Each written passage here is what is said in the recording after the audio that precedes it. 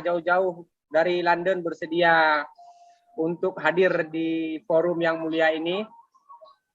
Ya, beliau mungkin akan segera berkeliling Eropa ya, tapi menyempatkan diri untuk berada di forum ini. Forum kita ini akan kita isi dengan diskusi fenomenologi, konstruktivisme, identitas minoritas di perbatasan negeri syariah, khususnya di perbatasan Aceh di daerah Singkil. Itu poin fokusnya.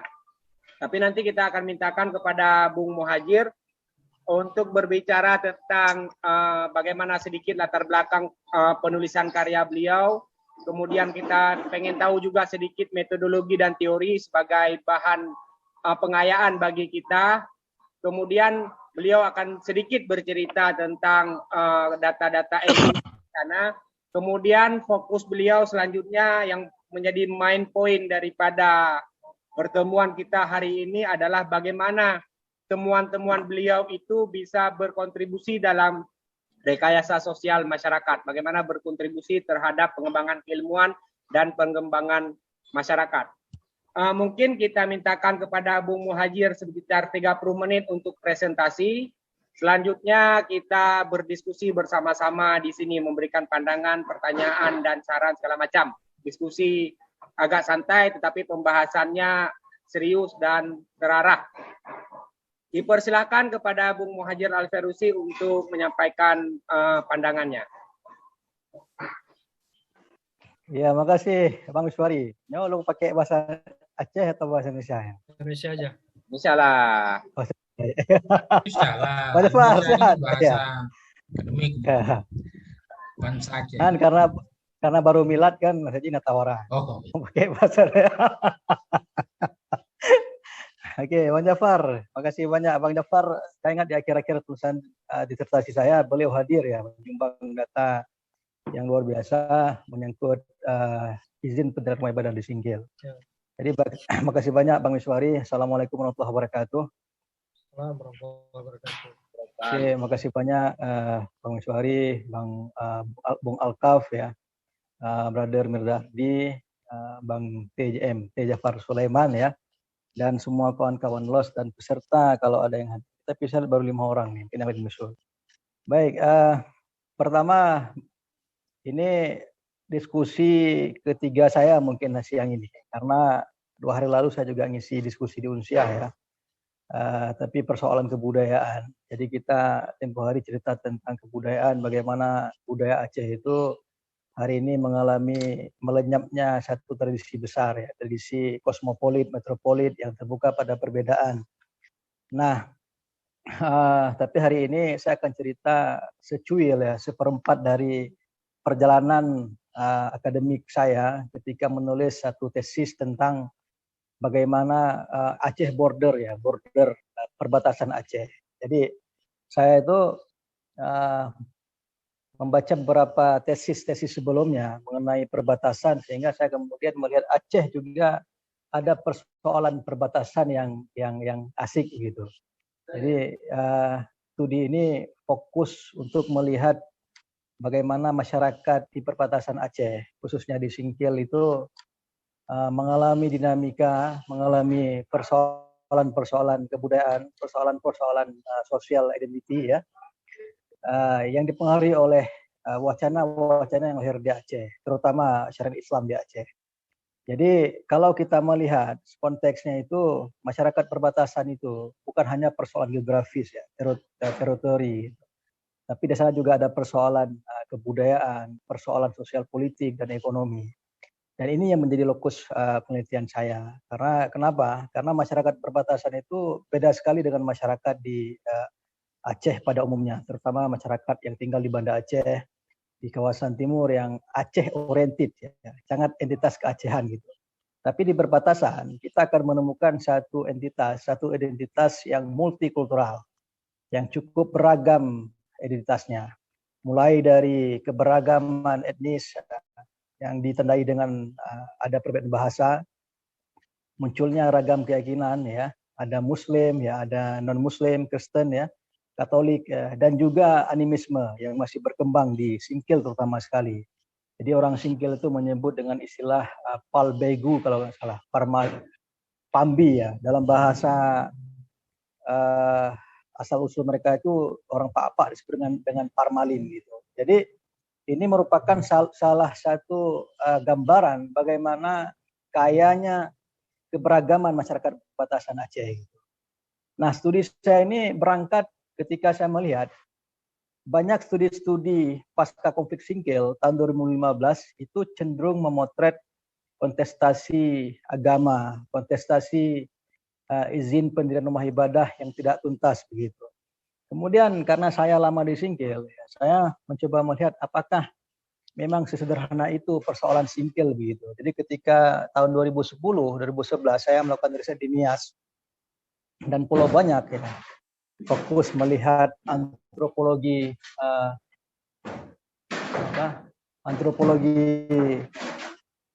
ekonomi ya. Kemudian tahun 2013 ketika saya kembali ke Singkil ya, saya mencoba masuk ke kawasan daratannya gitu. Ternyata di daratan saya melihat ada persoalan yang lebih kaya, yang lebih kompleks ya, yaitu persoalan identitas yang belum tuntas di Singkil. Terutama bagaimana kemudian orang-orang mencoba melakukan redefinisi. Jadi mendefinisikan kembali jati diri mereka. Jadi maka muncul istilah suku Singkil gitu. Meskipun dari beberapa literasi yang saya baca sebelumnya, itu saya tidak pernah menemukan definisi Singkil sebagai native ya, Singkil sebagai tribe ya. Jadi Singkil sebagai teritori yang banyak saya temukan, baik dari studi-studi yang pernah dilakukan oleh para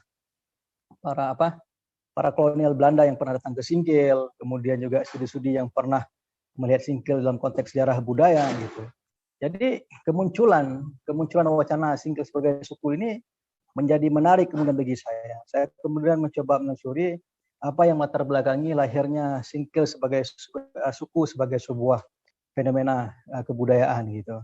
Maka saya melihat ini dalam konteks Singkil sekarang itu persoalan ini sebagai salah satu kemunculan kesadaran identitas ya. Jadi dalam bahasa Husserl ya, dalam konteks paradigma epistemologi itu kita kenal dengan fenomenologi, yaitu bagaimana orang-orang subjek melihat melakukan konstruksi consciousness mereka, kesadaran mereka gitu. Bagaimana sih orang-orang Singkil itu mendefinisikan diri mereka gitu. Apa modal sosial yang mereka gunakan untuk mengkonstruksi jati diri mereka gitu. Ternyata saya melihat Islam dan syariat Islam itu punya pengaruh besar bagaimana orang-orang Singkil kemudian melakukan definisi diri mereka begitu. Jadi Singkil dalam konteks jati diri, Singkil dalam konteks identity itu sangat dipengaruhi oleh persoalan Islam pertama sekali. Yang kedua, ada persoalan sosial ekonomi. Kalau kita gunakan konsepnya Marx ya, dan konsep melihat ekonomi sebagai materialisme historis itu. Jadi saya melihat kehadiran perkebunan sawit di Singkil sejak era kolonial sampai sekarang itu juga punya pengaruh dampak yang luar biasa. Bagaimana kemudian identitas orang Singkil itu dikonstruksikan begitu. Jadi dua faktor inilah kemudian bagaimana munculnya persoalan jati diri, persoalan wacana identitas suku Singkil di dalam konteks perbatasan Aceh. Nah, apa yang menariknya? Menariknya adalah ketika ini muncul, maka terjadi separasi, terjadi gap ya, terjadi fragmentasi bagaimana orang-orang yang dulunya satu nenek moyang, dalam studi Ansor disebut dengan same asesor ya, satu nenek moyang itu orang-orang Singkil, kemudian mencoba mendefinisikan diri. Jadi ada Singkil Muslim dan Singkil non-Muslim gitu. Meskipun kalau kita lihat dalam konteks yang lebih real secara permukaan, Singkil ini punya dua teritori karakter masyarakat ya, karakter pesisir dan karakter orang hulu gitu. Pesisir itu jelas identitasnya mereka Melayu Minang yang punya pengaruh dampak dari pantai Andalas, Sumatera Barat dan dekat dengan Sibolga gitu. Tapi di hulu ya, ini yang uniknya bagaimana kemudian pergumulan relasi kuasa. Kalau kita gunakan teorinya Foucault, kita mencoba melihat bagaimana kemudian kemunculan teori identitas ini. Ini yang unik dalam konteks hulu begitu. Orang-orang kemudian mencoba mendefinisikan diri mereka kembali. Gitu.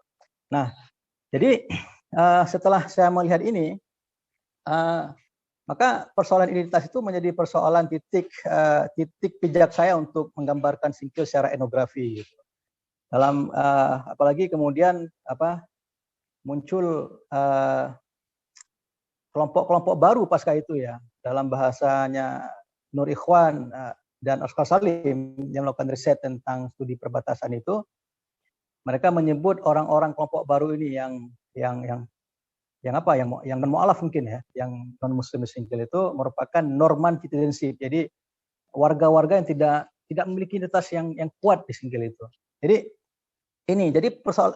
studi saya itu terpusat pada dinamika kontestasi persoalan identitas singkil itu, orang-orang singkil bagaimana mendefinisikan diri mereka dan apa yang mempengaruhi mereka dengan sudut pandang fenomenologi dan saya juga karena identitas ini identik dengan konstruksivisme ya. Identitas itu kan persoalan bagaimana orang merekonstruksi diri gitu. Kalau kita melihat dari studi-studi awal antropologi, kan ada dua model identitas ya. Ada model identitas yang sudah memang sejak akhir ada, itu disebut dengan ascribed identity. Jadi identitas yang sudah diwarisi yang tidak mungkin kita ubah gitu. Tapi ada persoalan achieved identity, jadi persoalan identitas yang kemudian ingin dicapai oleh seorang individu, personal, subjek, semacam.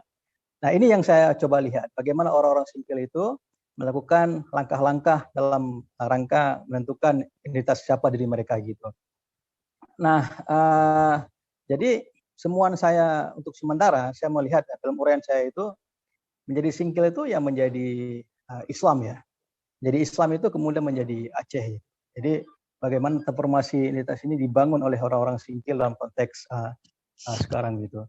Jadi saya pikir itu saja dulu. Ini saya maaf ya karena saya tadi datang orang pasang wifi ya. Jadi mereka pasang wifi di rumah karena ini jarak rumah saya ke Warung Kopi jauh sekali. Jadi saya minta mereka datang ke rumah. Ini pas lagi daring datang orang pasang wifi-nya. Jadi itu Bang Meswari, kita mungkin bisa diskusi. Ya, terima kasih banyak ya. Ya, padahal kita ini harus intent ini karena kita harus diskusi ya. Tidak banyak yang bisa kita respon ini karena Bung Muhajir ini belum masuk kepada inti ya. Dan mungkin stimulus teman-teman lah yang membuat Bung Fairuz ini masuk ke inti. Kita harap semoga koneksi internet Bung Fairuz ini tidak putus. Dari teman-teman mungkin ada tanggapan, komentar, silahkan dulu barang beberapa menit gitu untuk menanggapi ini. Untuk nanti kita tanggapi bersama dan ditanggapi kembali oleh, langsung tanya jawab aja kalau bisa ya. Kita mengomentari kemudian langsung direspon sama Bung Muhajir. Silakan, mungkin dari Bung Alfred. Saya mau kasih pertanyaan. Tadi kan Bung Muhajir bilang ada perubahan di masyarakat Aceh yang dulu kosmopolitan. Apa bisa tolong dielaborasi lagi kapan apa definisi kosmopolitanisme, kemudian kapan Aceh kosmopolitan, kemudian bentuknya itu seperti apa gitu. Demikian.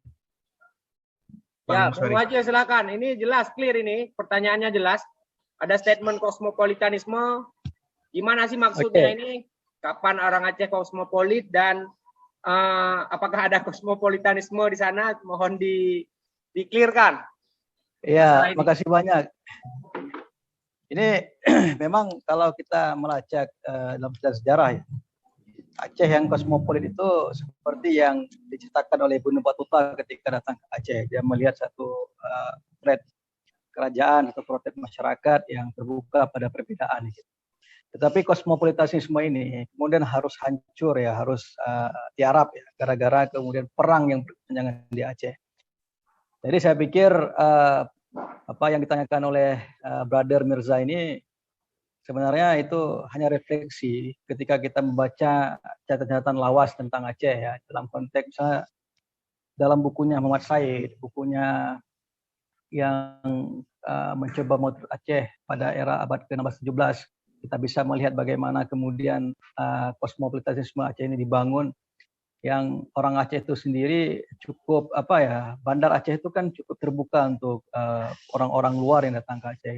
Jadi bayangkan misalnya dalam konteks Aceh, kosmopolitanisme Aceh ini kita bisa menemukan secara arkeologis ya, kenapa banyak jejak-jejak artefak Chinese seperti keramik itu ada di Aceh. Kita bisa menemukan misalnya bangunan candi yang sudah diubah menjadi masjid, meskipun sekarang masjid ya, itu menunjukkan bahwa Aceh sebenarnya cukup kosmopolit pada awalnya gitu. Tapi mungkin ya perang yang berkepanjangan ini bukan hanya membunuh sisi dimensi sosial ya, tapi juga menenggelamkan sisi mental kultur orang Aceh yang kosmopolit tadi. Jadi gitu Bang Mirza yang bisa saya ini. Saya mau tanya, Nah, silakan Bung. ini pertanyaan saya gini ya, apa? Data. Ini ada singgung identitas. Ini mungkin refleksi ini, Perus ya, mungkin bisa memberikan jawaban penting. Ini saya tanya ini kan sebelum Jafar memberi komentar ya. Kalau Jafar memberi komentar, kita kan pada diam semua sebenarnya. Ya. Jadi saya dulu lah, jadi kalau jangan Jafar dulu lah, Jafar terakhir nanti. Ini Virus, pasca MOU ini kan semua identitas-identitas kecil di Aceh ini, sub-sub etnik ini kan mulai naik ke atas gitu ya. Jadi mulai menyatakan bahwa kami ini juga punya identitas sendiri, ya, Gayo, bahkan Melayu Tamiang juga sekarang udah mulai, kalau bahasa kami di Malaysia sana kampungnya itu wujud ya, sudah wujud dalam upaya-upaya untuk menyatakan kami punya identitas sendiri. Nah, apakah itu juga terjadi di sana, Pak Yunus? Apakah mereka juga punya identitas yang berbeda? Misalnya mereka punya bahasa yang berbeda juga, punya sejarah berbeda juga, bahkan mereka secara tektonik jauh dari pesisir ini. Apakah mereka juga memanfaatkan otonomi daerah ini yang juga di tempat banyak orang kemudian mulai menaikkan identitas masing-masing itu? Atau mereka tetap merefer ke identitas besar ini, identitas Aceh ini? Itu saja, Pak Yunus. Oke, makasih Bang Alkaf. Jadi saya pikir Bang Alkaf ya, dalam konteks Singkil ya, persoalan identitas Singkil itu memang persoalan-persoalan yang kemudian muncul pasca Orde Baru termasuk ya. Jadi kita tahu bahwa eskalasi pengentalan identitas itu kan menguat pasca Orde Baru ya gitu.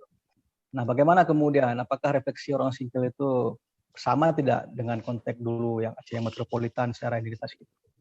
Ya awalnya sebenarnya saya pikir mereka itu terbuka untuk perbedaannya gitu. Tapi kemudian ada pengaruh politik yang kemudian disuplai oleh Aceh, terutama cara Islam itu yang kemudian mengeklusifkan orang-orang Singkil itu memandang diri mereka secara berbeda dengan samanya gitu. Jadi saya pikir dalam konteks Singkil sejauh yang saya riset ya, di satu sisi saya menemukan karakter perbedaan wilayah yang metropolit gitu, tetapi pada konteks yang bersamaan saya juga melihat ada persoalan identitas yang tidak mencair yang justru mengental Malaysia agama. Jadi apakah kemudian otonomi daerah seperti yang dikatakan oleh Bung Alkaf itu menjadi satu faktor pengaruh? Pasti ya, karena bagaimanapun kan kita tahu bahwa pasca Orde Baru itu fundamentalisme Islam juga muncul ke permukaan dengan cara-cara tersendiri gitu. Bagaimana kemudian identitas itu dimaknai oleh kelompok-kelompok. Kita tahu bahwa konflik di Kalimantan, kalau kita bacanya Studi Perwana itu jelas bagaimana orang-orang Melayu, Melayu Muslim dan kemudian Dayak non Muslim, dan juga bagaimana orang-orang kelompok-kelompok Madura dengan kelompok-kelompok Dayak itu melakukan kontestasi perang gitu. Jadi itu persoalan-persoalan yang saya pikir lama sekali dipendam. Kemudian pasca Orde Baru muncrat ke atas gitu. Gitu Bang. Di Singkil ada juga ya kayak Gayo gitu, ada juga gitu ya kayak Gayo kayak. Sejauh ini saya tidak menemukan itu Bang Alkaf. Jadi memang kami ini berbeda loh dengan Aceh pesisir, belum dapat ya, nampak ya. Belum. Meskipun kayak sepertinya arahnya ke sana Bang.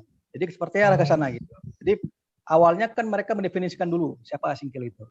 Jadi bukan hanya persoalan kategori lagi, tapi sekarang mulai mengarah ke sana gitu. Jadi kita lihat misalnya ada satu opini yang tulis oleh satu anak Singkil tempo hari, dia nulis itu menjadi pemantik saya pikir ya, dengan tema karena Singkil kon awak getanyo gitu. Jadi ada upaya-upaya memunculkan segregasi itu gitu. Tapi kalau Gayo dia jelas melakukan batasan diri dengan Aceh secara etnis gitu. Tapi kalau Singkil belum gitu.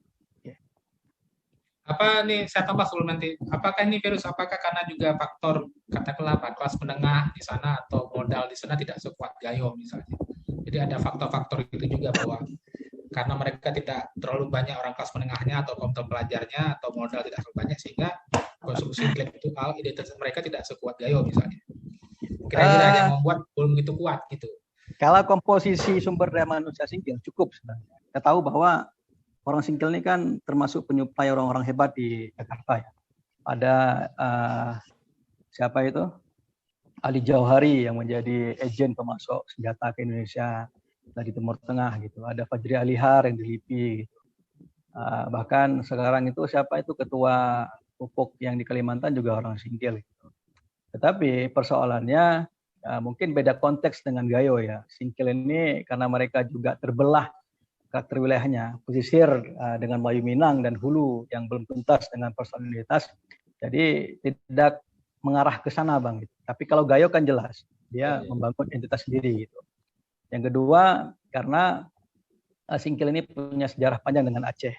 Jadi Aceh itu bagaimanapun ditopang oleh dua tokoh Singkil yang kemudian menopang peradaban Aceh. Itu Hamzah Mansuri, ya, Abdurrauf Singkili, dan juga beberapa aktor-aktor yang mungkin ketika saya di sana itu cukup berpengaruh gitu. Jadi faktor sejarah itu yang kemudian membuat orang Singkil memandang bahwa teritori mereka itu teritori Aceh gitu. Jadi karakter wilayah itu kemudian menjadikan mereka lebih cair melihat Aceh gitu, tidak kental dengan Gayo. Gitu.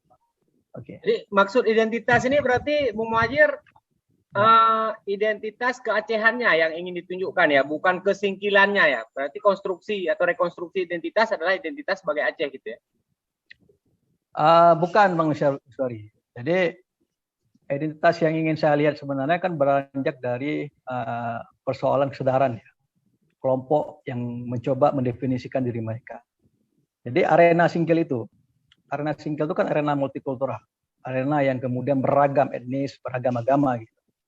Tetapi di tengah kontestasi agama yang belum tuntas, tiba-tiba muncul wacana suku Singkil. Jadi kesukuan Singkil ini menjadi objek potret saya Bang untuk melihat Singkil tadi itu.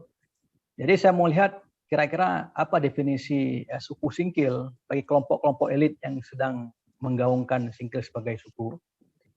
Tapi di tataran lain ya, wacana suku Singkil tidak terlalu muncul gitu. Di pesisir misalnya, orang cukup menyebut orang Singkil gitu. Jadi bukan Singkil sebagai tribes ya, Singkil sebagai native gitu. Tapi orang Singkil itu yang merepresentasikan orang yang mendiami kawasan Singkil gitu, baik di pesisir maupun di hulu gitu. Ini wacana yang berkembang saya pikir Bang sejak munculnya peraturan menteri tahun 98 ya, ketika menyebutkan ada 12 suku di Aceh, salah satunya suku Singkil. Maka kemudian muncul elit-elit Singkil mencoba mendefinisikan ini.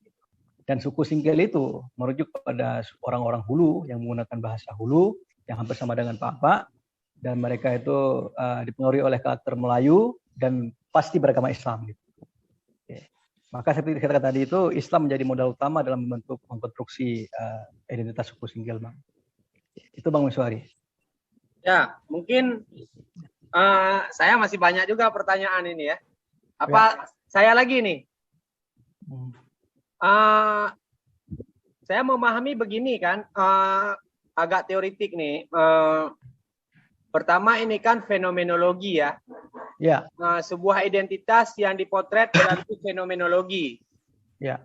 Tetapi secara umum dalam kajian filsafat itu kan, aliran fenomenologi itu malah dia ingin mencairkan identitas ya, karena dia resisten terhadap filsafat Aristotelian ya, yang menciptakan prinsip identitas dan non kontradiksi. Pakem-pakem identitas itu kan ingin yang dibuat oleh Aristotelian, sementara oleh fenomenologi itu kan ingin coba dicairkan ya bersama eksistensialisme nanti apalagi ya.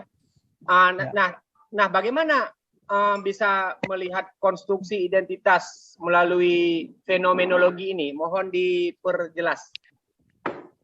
Oke, pertama gini Bang Miswari, ya mungkin dalam studi filsafat identitas itu selesai ya, dianggap mencair gitu.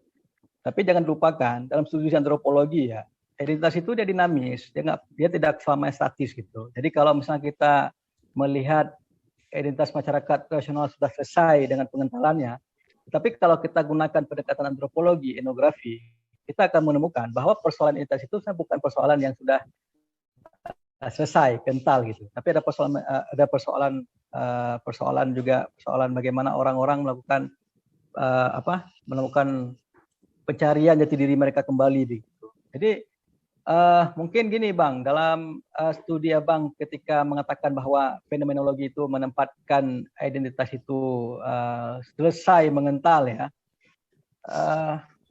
ada persoalan kesadaran yang kemudian dikatakan Husserl dalam konteks subjek, bagaimana kemudian mereka itu melakukan definisi-definisi kembali diri mereka lewat identitas tadi itu. Maka seperti yang terkata tadi itu, ada dua persoalan di sini Bang. Ada persoalan identitas yang ascribes, mungkin yang maksud Bang Masyari yang ascribes tadi selesai.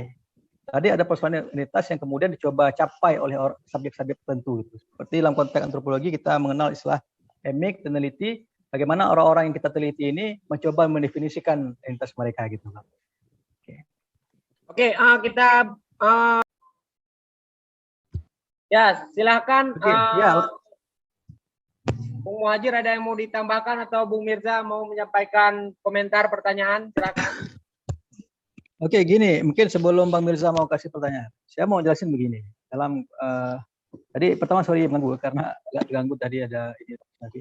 Pertama gini Bang, dalam konteks melihat isu perbatasan ya, kenapa saya gunakan term perbatasan ya, perbatasan Aceh. Ini saya pikir studi-studi perbatasan Aceh itu belum terlalu menggembirakan dalam konteks Aceh gitu. Jadi kan kalau kita melihat studi sosial itu cenderung terfokus pada komunitas kelompok masyarakat di Aceh sendiri gitu. Nah, adapun kawasan perbatasan Aceh dari ada 5 perbatasan ya, Tamiang, Aceh Tenggara, Singkil, Sebul Salam, kemudian terakhir kalau saya nggak salah itu masuk Semelu ya, kalau nggak salah ya. Jadi kawasan-kawasan perbatasan itu hampir jarang sekali terpotret dalam konteks sosial gitu. Ada persoalan-persoalan yang krusial di sana seperti ekonomi, kemiskinan, persoalan-persoalan politik, agamaan seperti yang sedang saya riset, dan kehadiran teman-teman seperti Bang Jafar Sulaiman ya melakukan riset tentang persoalan izin mendirikan rumah ibadah itu sebenarnya cukup membantu kita untuk melihat bagaimana dinamika perbatasan. Jadi Bang Miswari, saya pikir memang apa yang saya lakukan hari ini, yang lakukan sekarang ini bisa dilanjutkan oleh teman-teman nantinya untuk melihat dinamika perbatasan lebih kaya ya, lebih dari beragam perspektif gitu. Jadi saya menggunakan istilah perbatasan. Ini kenapa perbatasan tadi itu di awal seperti pengantar saya katakan bahwa ini bukan hanya persoalan geografis teritori antara Aceh dengan Sumatera Utara, tapi juga persoalan-persoalan dinamika sosial, persoalan-persoalan identitas yang mungkin berbeda dengan masyarakat Aceh pada umumnya. Oke, itu Bang Miswari ya, yang mau saya tambah. Gitu. Ya, silakan Bung Mirza atau Bung Jafar menanggapi.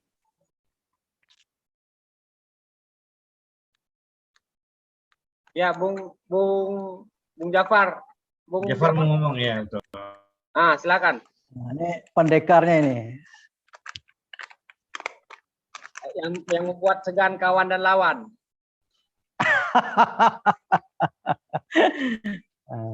Kak Bang Jafar. Silakan. Assalamualaikum warahmatullahi wabarakatuh. Waalaikumsalam warahmatullahi wabarakatuh. Terima kasih teman-teman. Memang kalau singkil, ya. Memang singkil itu harus kita lihat dari banyak hal, dari banyak segi memang kan. Tidak hanya kalau saya selama ini kan ya katakan melakukan riset, assessment, melakukan advokasi terkait dengan tempat ibadah, relasi antar agama. Namun dari situ saya juga menemukan banyak persoalan-persoalan lainnya dalam relasi agama maupun relasi antar etnis, ya kontestasi lah. Ada banyak sekali kita temukan kontestasi di sana. Artinya tidak hanya melihat dari satu hal saja. Misalnya begini, kalau kita melakukan perjalanan ke Singkil, ya katakanlah jalan darat ya, tidak dari pantai timur kemudian Medan ke sana, tapi dari Banda Aceh, startnya dari Banda Aceh, itu kurang lebih 18 jam lah kurang 15 lebih ya. Jam Bang normal. Nah, ya 15 jam normalnya kan. Nah, kita akan dapati pemandangan berbeda begini. kalau kita startnya dari Banda Aceh, di Banda Aceh itu ada perdebatan terkait dengan ya katakanlah ala Abbas segala macam, provinsi baru Aceh Loser Antara, Aceh Barat Selatan. Ketika di ibu kota provinsi mereka berdiskusi berdebat seperti ini, bahwa ala Abbas itu bertentangan dengan MU Helsinki segala macam ini itu kan. Tapi ketika kita mulai sampai di katakanlah masuk ke Subul Salam lewat dari Galon kemudian belok kanan itu ke Singkil, ya kita mulai masuk Subul Salam, kita dalam hati pasti akan berkata wajar kalau mereka minta jadi provinsi sendiri.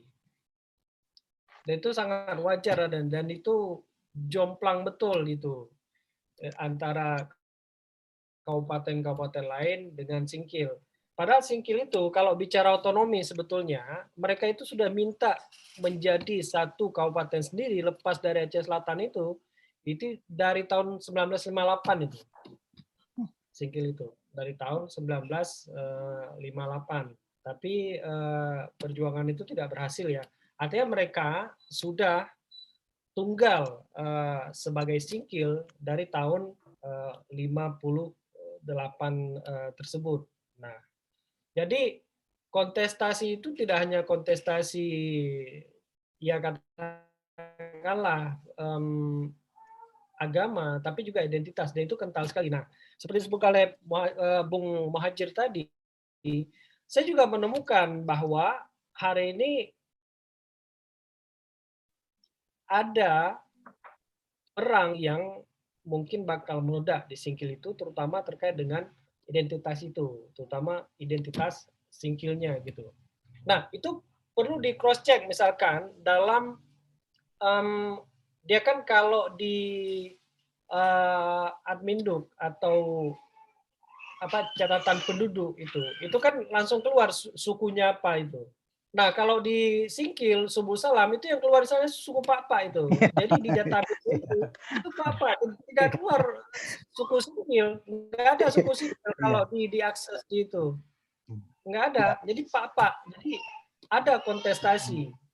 Jadi bisa dibayangkan kontestasi antara sebenarnya mereka kan bisa bersatu di identitas ya Bataknya itu. Kita coba keluar dari satu kebenaran yang dianggap benar bahwa Batak itu identik dengan Kristen, sedangkan Aceh itu identik dengan Islam, katakanlah misalkan. Tapi bagaimana orang etnis Cina yang bernama Kristen dan dia Aceh gitu, KTP dia asal dia Aceh gitu. Dia itu Aceh yang gimana? Dia itu kan bukan Aceh Islam kan? Tapi Aceh yang Kristen, tapi Aceh yang Buddhis misalkan. Kita kalau coba keluar dari ini itu kan dapat satu varian penting lainnya. Jadi yang model-model seperti ini kontestasi itu memang ada. Ya. Saya gini, Bung Muhajir ya dan teman-teman. Ketika saya mengisi materi di sana terkait dengan kebebasan beragama dan berkepercayaan. Jadi peserta yang bertanya tentang peristiwa 79. Perjanjian. Nah, ya perjanjian 79 ada konflik percecokan yang kemudian melahirkan perjanjian 79. Ada peristiwa yang melatar belakangi. Nah, kenapa itu bisa terjadi? Saya balik bertanya begini. Oke, ketika konflik itu terjadi antara satu orang dengan yang lain dan berbeda agama, jika konflik itu terjadi antara dua orang tidak membawa-bawa agama, maka ceritanya kalian enggak? Saya balik bertanya kepada mereka. Kalau konflik antara dua orang Muslim dan Kristen tidak bawa-bawa agama, bahwa ini konflik antara anak manusia yang bisa diselesaikan secara adat, dimediasi secara adat. Tetapi ketika agama terbawa-bawa, maka itu kan menjadi lain ya. Menjadi lain gitu. Nah, itu satu poinnya betapa memang identitas itu masih menjadi satu persoalan yang memang masih sangat rumit di kita untuk kita selesaikan. Karena ini memang jihad kita kan. Karena kalau di Eropa misalnya binatang itu pun udah jadi warga negara kan? Ya, Kalau di Eropa binatang pun udah jadi warga negara. Jadi kalau ada anjing Mirja misalkan lewat di rumah saya kesal kemudian saya lempar atau saya sepak anjing Mirja itu, maka saya akan kena sanksi pidana. Kenapa? Anjing Mirja itu masuk dalam KK dan dia itu warga negara gitu. Di kita ini manusia pun itu jadi second class gitu. ya, Jadi warga negara kelas 2. Kenapa? Ya itu tadi kita nggak ada sebagai satu daerah, sebagai satu bangsa, sebagai satu provinsi yang menyerahkan kompetisi antar warga negaranya itu berdasarkan dia manusia gitu. Apakah dia Kristen, Buddha, Hindu, segala macam, Pambi atau apa, tapi dia punya kapasitas, intelektualitas, dia mampu berkompetisi secara ekonomi, dia punya ide kreatif, inovatif, ya fair berkompetisi kan? Ya. Tapi di tempat kita itu masih menjadi tantangan, ya kan? Ketika tes di instansi-instansi tertentu di tahap akhir, rupanya dia itu parmalim, ya kan? Loh, kamu kok parmalim? Kita Islam segala macam, jadi juga bermasalah, masih sangat bermasalah. Jadi Aceh itu memang pelan-pelan memang harus keluar dari itu. Tapi itu akan terjadi. Percaya itu akan terjadi. Nggak bisa dibendung itu. Karena itu polaritas. Namanya itu polaritas. Ketika sangat tertutup, dia pasti akan terbuka nanti. Ya. Nah, ada satu kata menarik. Misalnya bicara tentang cosmopolitanism itu. Kosmopolit. Aceh yang kosmopolit. Sebenarnya, kalau dulu Aceh itu memang sangat kosmopolit. Karena bicara bandar itu pergaulan antar bangsa, semua muncul saling bertukar cenderamata, pertukaran kebudayaan segala macam. Tetapi kita juga punya tantangan tersendiri kan, lex spesialis misalkan, itu kan Aceh atau apa. Nah, politik itu memperbesar ruang kontestasi itu gitu. Oke. Lahirnya himne Aceh misalkan, bendera dan lambang itu kan memunculkan perlawanan identitas, bahwa bukan Aceh itu, Gayo itu kan juga punya suku sendiri, Klut suku sendiri, Anak Jambi suku sendiri, di Tamiang punya suku sendiri. Jadi itu bermunculan. Jadi politik itu dalam operasionalisasinya itu hanya menjadi ruang, bukan ruang untuk menyelesaikan masalah, tetapi ruang untuk mencari manfaat. Ya begitu aja. Dalam konteks singkil ya begitu juga. Kerja-kerja para politisi itu saya pun mau ngomong apa adanya kan. Dan itu kan digantung juga bicara kerja-kerja politik atau apapun itu. Keputusannya itu harus bisa, karena politisi gini loh, politisi itu ada satu mainan, dia akan lihat itu. Ini mainan ini menguntungkan nggak gitu. Kalau menguntungkan dia akan mainkan. Kalau nggak menguntungkan dia nggak akan main. Politisi itu kan sangat suka main isu syariat Islam. Kenapa? Dia itu bahasanya low cost tapi high profit. Ya. Dia itu biayanya murah sekali, tapi dia itu high profit kan, pahlawan syariat atau apa segala macam. Nah, cosmopolitanism itu punya satu kata kunci. Dan ini bisa kita diskusikan. Itu kan ya kalau kita cari-cari akar sejarah, rujukan segala macam, ada satu kata kunci. Cosmopolitanism itu apa? I am citizen of the world. Saya ini warga dunia. Itu kan ucapannya Diogenes dari Sinope itu kan, dari Yunani itu. Itu 412 sebelum Masehi itu. Pada saat itu konteksnya Yunani itu kan negara kota. Jadi ketika dia, siapa kamu? Diogenes jawab, saya ini warga dunia. Saya ini bukan warga Athena. Saya cuma lahir dan menumpang di Athena aja gitu. Saya tahu bahwa di belahan dunia lain itu kita bersatu dalam satu komunitas bersama yang punya punya kebudayaan yang sama, punya visi yang sama sebagai warga dunia. Jadi bicara kosmopolitanisme dengan syariat Islam itu sulit sekali, dan itu kontras betul itu. Dia itu apa? Kontras dia itu tidak paralel ya, tidak paralel dan tidak akan mungkin bisa sinkron itu bicara kosmopolitanisme dengan syariat Islam, karena pada syarat utama bagaimana manusia itu bisa menjadi manusia yang sebenarnya itu sudah diintervensi. Makanya pendekatan fenomenologi itu pendekatan yang paling yang paling objektif dan paling ya bisa jadi paling ampuh lah untuk melihat satu perkara. Karena definisi fenomenologi ini seperti ini mohon dikoreksi ya Bung Miswari ya kalau kurang tepat atau apa itu. Fenomenologi itu manusia itu atau apapun kebudayaan apapun itu tidak diintervensi. Dia itu tidak diintervensi. Misalkan begini, definisi dari fenomenologi itu dari Husserl tuh kalau bicara filsafat ya. Biarkan segala sesuatu menampakkan diri ya kan apa adanya sebagaimana dia ingin menampakkan diri kan dari dia itu yang apa adanya. Artinya begini, manusia itu siapa sih? Itu kan dasar-dasar fenomenologi. Biologi bilang begini, ekonomi bilang begini, antropologi bilang begini, sosiologi bilang begini. Jadi manusia itu udah diintervensi. Sama seperti identitas itu tadi, yang paling Aceh yang mana itu? Udah tinggal 5 tahun di Aceh, bisa bahasa Aceh ya katakanlah. Misalnya ya bapak ibunya Aceh segala macam, itu semua udah diintervensi.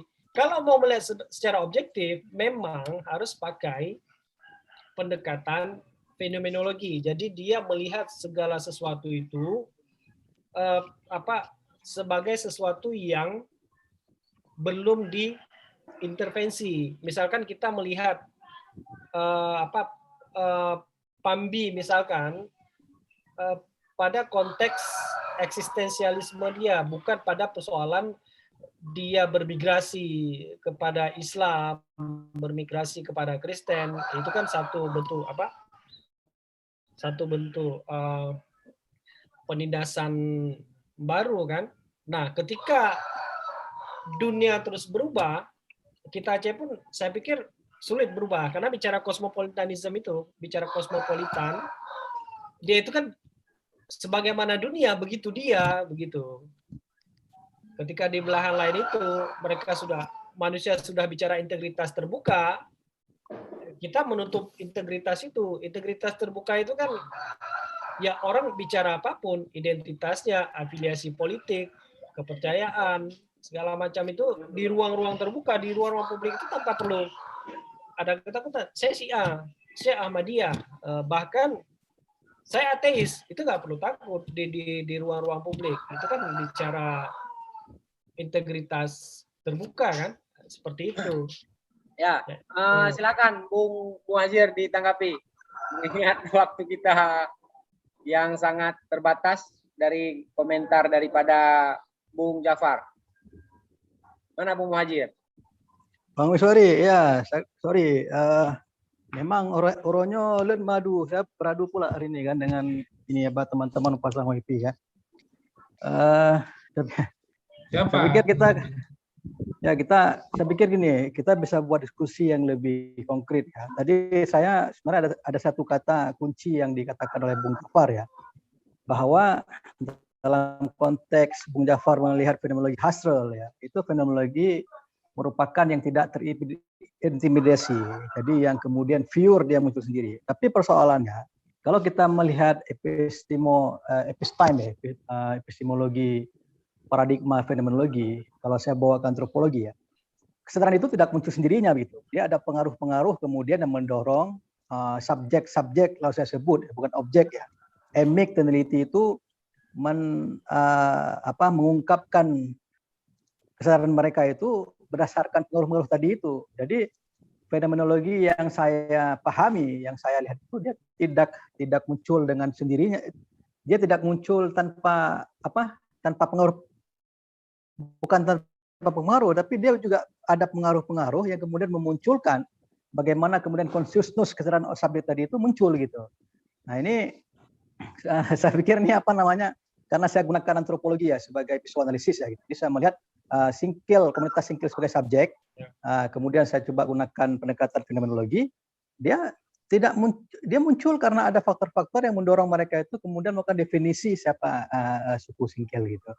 Jadi kalau tadi mungkin benar dalam filsafat Husserl kata Bung Jafar bahwa dia itu memang fenomenologi itu kesadaran yang muncul tanpa intimidasi, dia merdeka yang muncul sendiri gitu. Tapi kita juga jangan lupa ketika melihat menggunakan paradigma epistemologi dalam konteks satu subjek komunitas masyarakat itu, dia tidak impossible dia muncul sendiri tanpa tekanan gitu. Jadi kesadaran-kesadaran itu pasti ada pengaruh-pengaruh yang mendorong individu, personal, komunitas memunculkan kesadaran siapa diri mereka gitu. Nah, saya pikir ini Bang Miswari. Ya. Ini saya masih minta maaf sekali ya karena ini saya minta maaf sekali karena ini saya tuntaskan ini di rumah Bang Jafar. Nanti kita bisa buat diskusi yang lebih apik saya pikir ya. Oke, saya sedikit saja itu. Gini Mar, bukan soal sedikit nggak sedikit. Ini IndiHome berlaku ini IndiHome sedikit ikut saya itu. Saya menarik ini nggak ada dikatakan oleh ini problem teknis ini. Oke nggak apa Mas Jafar. Ya, 2 menit aja. Ini IndiHome nih, nggak ada. Itu kan pakai pendekatan antropologi. Nah, kalau mengurai itu apa yang disampaikan oleh Muhadzir tadi itu kan oposisi binernya kan. Betul. Oposisi binernya Derrida. Sepakat saya, itu nggak sepakat ya. Dan konteks itu kalau mengulat oposisi biner artinya semua kan pasti berkontestasi antara teks dan konsep itu beda kan. Kucing itu kata tetapi berbeda ketika dia itu menjadi konsep. Konsep itu dia itu berbulu, punya mata, punya hidung, bulu jahat. Kayaknya panjang lagi itu penting. Bang nanti bisa buat sekali lagi Bang lebih ini kita lebih kaya. Dan Khaira sudah hadir untuk menutup acara ini. pengamat. Digim. Khairil. Silakan pengkaji fenomenologi silakan Bung Khairil. Bicara. Karena pakar-pakar lain di gym yang dia dengannya nih. Jim puro ada dari ngopi Jim kita kedai kopi. Bukan taruh kenapa Jim? Karena dia terpengaruh World Cup six pack makanya jadi Jim ya. Ya memang ini dari awal. Saya lihat tadi Bu Mirza udah senyum-senyum ketika kita bicara fenomenologi ya. Mungkin ada tanggapan sedikit. Saya segan juga nih Bu Mirza udah senyum-senyum kan. Takut juga kita. Ya silakan Bu Mirza. Saya bukan senyum Mirza takut. Mirza gini aja sudah takut. Ini apa nih? Dia udah gini aja tuh. Enggak ada saya izin sebentar ya. Padahal dia sebentar ya. Gatal besar tapi udah gini. Enggak ada. Fenomenologi. Angkat tuh. Saya pun dengar yang baik aja dulu. Apa konsultan juga nggak banyak kan? Lanjut. Tanggapan Bung Mirza. Enggak. Gimana ketemu tanggapan si Ferus udah nggak ada lagi. Kita tutup aja dulu. Ya objeknya itu nggak ada kan. Jadi kalau bagaimana kita mau? Iya. Harusnya nggak ada. Betul. Objeknya nggak ada, apa yang mau kita kuliti kan begitu. Kemudian kita tutup dulu, kita cari waktu yang pas. Waktu yang pas itu adalah hari Jumat jam 12. Ya boleh aja, Jogja ada. Udah selesai sholat Jumatnya, nggak apa-apa. Iya. Ya, baik. Ini forum perlu kita tertibkan dulu. Oleh moderator saya sebagai pengkaji ya, pengkaji telah mengkaji. Ini forum perlu ditertibkan. Kita masih ada waktu sekitar 5 menit lagi. Silakan 1 menit kepada Bung Mirza untuk memberikan tanggapan.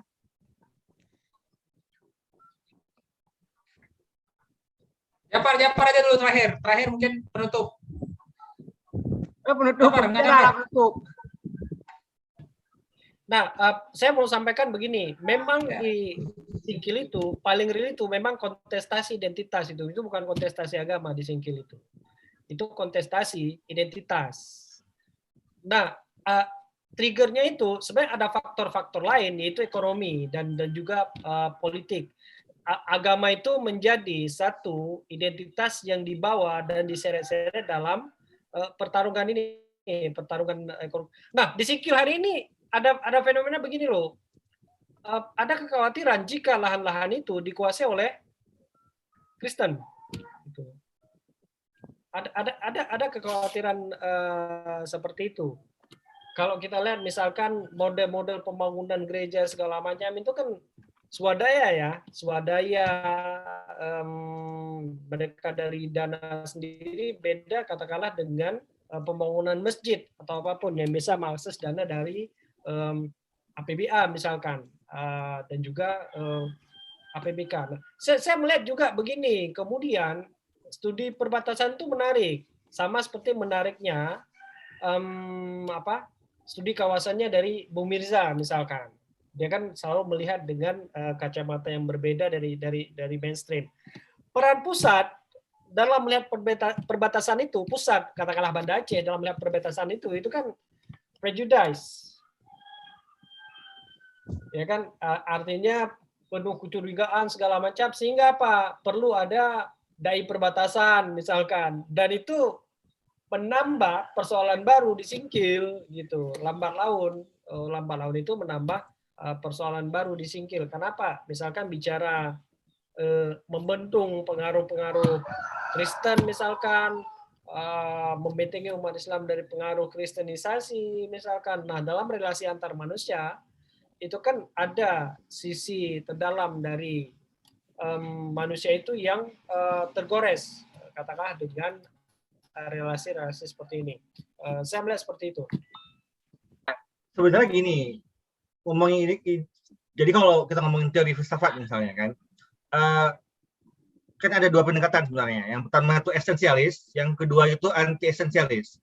Esensialis itu kan mengatakan bahwa manusia itu ada purpose dia, ada esensi dia. Jadi saya jadi manusia karena saya memiliki semacam esensi yang membuat saya beda tuh dari burung atau pohon. Kalau misalnya pendekatan esensialis itu dibawa ke identitas keacehan, maka saya Aceh karena apakah saya Islam, apakah karena saya menggunakan bahasa Aceh gitu. Nah, yang mau saya bilang terlepas dari apa yang betul atau yang salah, yang terjadi dengan cara berpikir orang Aceh itu esensialis, termasuk Muhajir juga tadi mengatakan bahwa sudah ada identitas yang sudah terbentuk. Sebenarnya kalau saya pribadi, saya lebih ke anti esensialis. Sebenarnya identitas itu human made ya, buatan manusia. Seperti itu. Nggak ada. Kalau misalnya dibilang saya ini orang Aceh dan kita Islam misalnya, kalau saya bisa menjadi ateis gimana? Kalau saya bisa mau jadi gay gimana? I can choose that. Saya bisa milih itu kan. Identitas saya. Karena identitas itu sebenarnya self creation, tapi memang ada identitas yang dibentuk oleh hegemoni, yaitu political power seperti itu. Misal dengan adanya Islam, dengan adanya Abu Aceh itu adalah Muslim dan sebagainya. Tapi bukan berarti dalam suatu masyarakat itu tidak ada antagonisme, bahasa si Catolmus misalnya, bahwa ketika negara membuat hegemoni, membentuk subjek sebagai Aceh dan Islam, saya bisa menolak kayak gitu. Saya bisa menolak. Nah, pertanyaannya kemudian adalah sejauh mana resistensi kita terhadap hegemoni yang membentuk identitas kita misalnya. Misal kalau di Aceh identitas perempuan itu kan di rumah ini udah kayak feminis. Saya udah di rumah membuat domestik dan sebagainya, tapi mereka bisa menolak itu kalau mereka mau, karena jadi sebenarnya identitas itu sangat fluid. Makanya Zizek bilang, kebetulan saya lagi buat sersi tentang ini kan, tentang populisme dan HAM. Kemunculan populisme itu menurut Zizek ya, itu karena orang takut dengan takut identitas dia tuh tercerabut. Okay? Konservatifisme Islam di Indonesia itu muncul karena takut terbaratkan, takut hilang identitasnya sebagai Islam, jadi takut sebenarnya kayak gitu. Nah, akhirnya gitu juga, kita takut dengan budaya luar gitu. Jadi ada fear di situ, faktor satu fear. Yang kedua, nah kata Zizek adalah gimana cara mengubah dari fear, dari takut itu jadi angst, jadi kecemasan bahwa sebenarnya ada yang salah dengan saya merekonstruksi identitas saya gitu. Bahwa manusia itu, kalau bahasa Sartre, dikutuk untuk bebas sebenarnya memang. Saya bisa membentuk identitas saya itu seperti yang saya mau, kayak gitu. Makanya saya kutip lagi, Richard Rorty misalnya, dia mengambil John Dewey juga ada kutip kan. Dia bilang sebenarnya nggak perlu di langit itu identitas kita. We can self creation kata dia. Kita bisa membentuk diri kita sendiri mau seperti apa. Dan itu tradisi Nietzschean sebenarnya. Nietzsche bahwa karena Tuhan nggak ada, bahasa Nietzsche, karena nggak ada esensi, we are free, kita bebas. Nah di Aceh tradisi ini nggak ada. Tradisi arti esensialis ini kan nggak muncul. Yang ada tradisi esensialis. Kamu tuh Aceh itu adalah ABCD gitu. Dan nggak ada intelektual Aceh yang mengkritik gaya berpikir esensialis ini. Demikian dari saya, Bang Sorry. Gongnya ngeri nih. Saya nggak direkam. Oh, direkam ya, Mas. Ya, ini direkam ya. Luar biasa penyampaian dari Bung Mirza sampai kita luar biasa. Ini. Tapi Bung Khairil mungkin sedang mengkaji lagi ya apa yang perlu kita bahas diskusikan. Saya sebenarnya tertarik dengan disertasi ini yang memang di hadapan Dewan Penguji memang ya sudah lulus dengan nilai yang sangat baik di kampus terbaik pula ya di negeri ini. Saya sendiri pernah melakukan kajian fenomenologi ya, tapi karena memang saya nulis jurnal kali ya, sehingga kan untuk memahami konstruksi identitas ini kan harus kerja yang sangat banyak dan memang hanya bisa dimuat di disertasi. Makanya saya pernah bikin kajian fenomenologi itu saya pakai Alfred Stewart.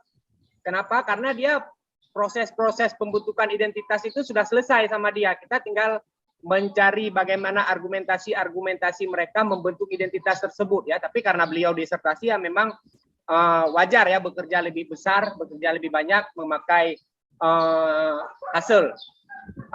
Saya kira demikian diskusi kita hari ini. Mungkin ada kata penutup 1 menit dari Bung Alkaf sebagai event organizer. Mungkin bagaimana gambaran daripada disertasi kita, diskusi kita ke depan, bagaimana rancangan-rancangan ke depan, sekaligus kata penutup dari beliau. Silakan. Saya sebagai perwakilan daripada maaf ini ada. Ini sepertinya ini apa ya, terbuka aja saya bilang ya, kalau bersedia ya, Tapi ini kita buat mengalir saja. Misalnya gini, misalnya ada satu topik dari siapa dari luar kita undang misalnya, kita beri komentar. Ini usul ya, bukan apa ya. Misalnya Mirja memberikan refleksi teoritik gitu loh. Nah, saya meminta, jadi kan gini, kita katakanlah semua orang memiliki kemampuan data, misalnya data analisis, based on data dan bacaan teori. Tapi maksud saya, kita perlu kemudian memiliki distingsi daripada diskusi kita ini dengan meletakkan pentingnya pembacaan secara teoritik. Saya menyebutnya refleksi teoritik. Gitu. Jadi seperti media lakukan tadi di awal tadi itu sebenarnya kan bukan refleksi teoritik atas bacaan virus terhadap fenomena yang dia baca. Saya kira itu tawaran saya saja, Miswari, ke depan. Jadi misalnya kita undang siapa ke depan, misalnya ini karena direkam, nggak boleh saya bilang namanya. Rekam. Bang Miswari, kolega-kolega LOS ya, saya pikir ini satu gerakan baru untuk mewarnai Aceh dalam dunia intelektual ya, dalam dunia mengisi ruang-ruang kosong Aceh dengan sedikit secercah pengetahuan, karena kita tahu Aceh ini sekarang semakin teput Aceh, makanya perlu gerakan-gerakan seperti ini. Yang kedua, studi-studi yang saya lakukan itu studi-studi yang memang butuh keberlanjutan. Jadi dia tidak tuntas ya, apalagi saya melihat persoalan identitas yang akan terus berubah, yang dinamis, yang akan terus berkonotasi gitu. Tapi tadi penting ya yang dikatakan Jafar, beliau bisa memprediksi nyo akan perang di Singgil ya. Ini jadi kadang-kadang saat memang Jafar seperti futurolog yang bisa memprediksikan sesuatu gitu. Itu saja Bang Miswari ya. Kemudian konteks paradigma epistemologi, fenomenologi yang saya gunakan itu merupakan pendekatan antropologi. Saya tahu bahwa Husserl juga cerita tentang bagaimana konsensus kesadaran, karena bagaimanapun kan kalau kita melihat merujuk pada paradigma yang diutarakan Thomas Kuhn, itu kan ada basis 15 item ya, dari asumsi dasar sampai pada etnografi. Pada saat melakukan studi ini, saya dihadapkan dengan 3 pilihan paradigma. Apakah saya menggunakan post-strukturalis ya, yang struktural, kalau struktural kan lebih cair gitu, atau saya menggunakan fenomenologi, atau kemudian saya menggunakan konstruktivisme gitu. Jadi dengan teori Foucault yang saya gunakan tentang relasi kuasa, kemudian saya mencoba menarik pada ranah paradigma epistemologi, fenomenologi, yang saya pikir itu bisa membongkar bagaimana konsisten kesadaran orang-orang masyarakat di perbatasan Aceh. Jadi itu saja Bang Miswari, Nobike penutup ya. Saya senang sekali. Mungkin ke depan kita bisa buat diskusi lebih tajam, lebih kaya, dan untuk memperkaya wacana-wacana perbatasan keacehan, wacana cerana Islam. Kalau tidak, ini cerana Islam akan dilihat dari satu sudut pandang saja. Jadi tidak ada pengayaan, maka butuh guru-guru lagi los yang agak sedikit kutip modern ya untuk melihat fenomena ini. Itu saja, makasih Bang Miswari. Ya, terima kasih kepada Bung Mirza dan Bung Jafar, juga Bung Alkaf, serta Bung Khairil, dan juga kepada Bung Muhajir yang telah hadir dalam acara yang sangat spesial, sangat khusus ini, tapi sangat kaya manfaat. Terima kasih semuanya. Sampai jumpa di pertemuan selanjutnya. Billahi taufiq wal hidayah. Assalamualaikum warahmatullahi wabarakatuh.